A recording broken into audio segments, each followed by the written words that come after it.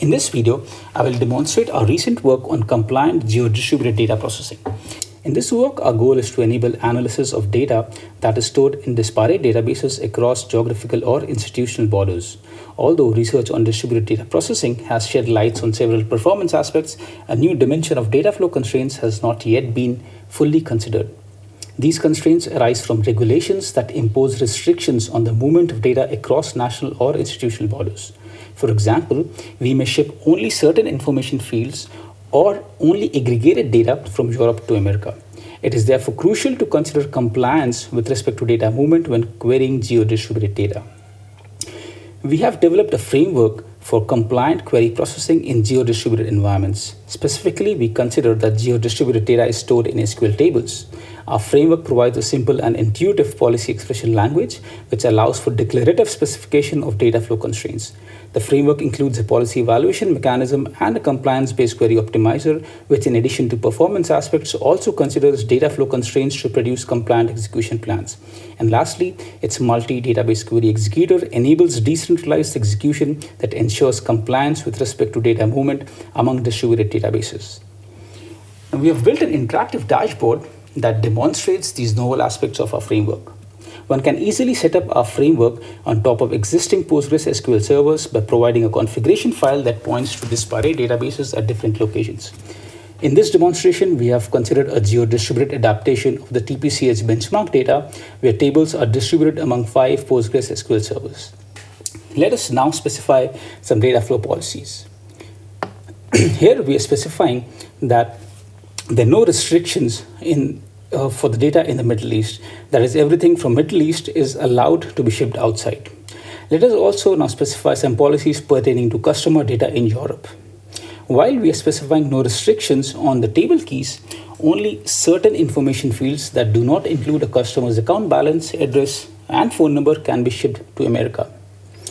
Let us also assume that the keys from orders table can be shipped everywhere. Note that we follow a conservative approach in that unless specified otherwise, no data whatsoever is allowed to be shipped outside.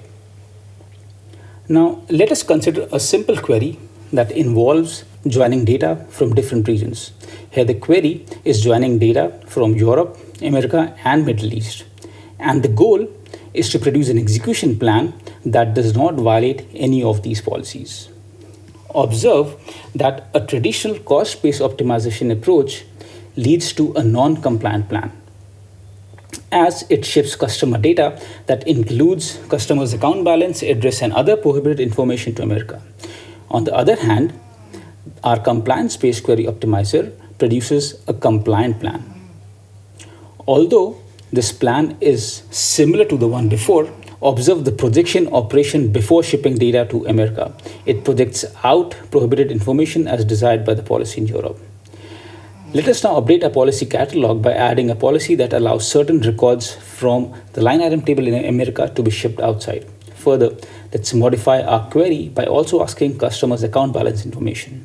In this scenario, our compliance-based optimizer decides to ship data from America rather than from Europe, as the account balance must not be shipped, and pushing down the filter operation allows it to ship data from America.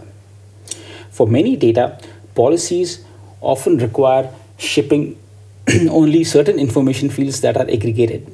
Our policy language supports specifying such policies via aggregate expressions which specify which fields must be aggregated, using which aggregate functions, and by which attributes they can be grouped by.